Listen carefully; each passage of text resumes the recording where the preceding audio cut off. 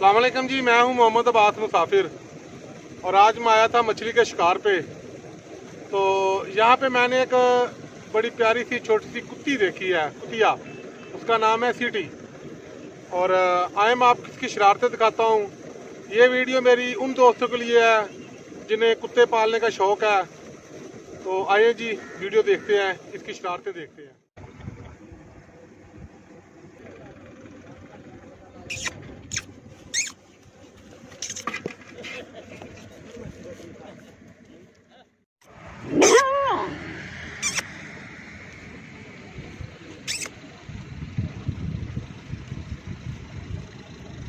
Hello, है सोहनी है भाई हक?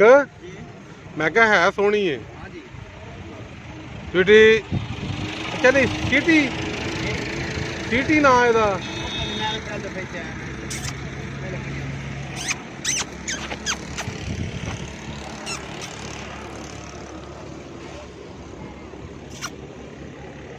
सीटी अच्छा, जिन्होंने शौक है ना कुत्तियां दा, उन्होंने वास्ते बड़ी अहमियत दी अमल चीज़ां होंदियां ने।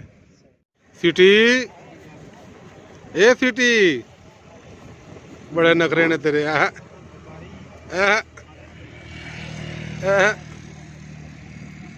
ये सब रज खान दियां मस्तियां ने।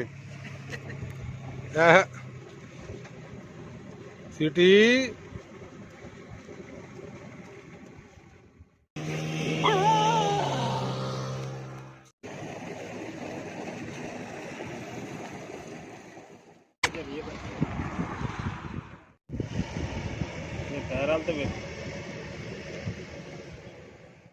जिन्होंने कुत्ते पालने का शौक है ना, उन्हें बड़े लाड़ ना कुत्ते रखे ने। कितना प्यारा जी, आ देख फेस देख, देख फेस है भाई, आ देख अखा देख, मत्थे फुल्ली देख, कितना प्यारा फजल, आ देख।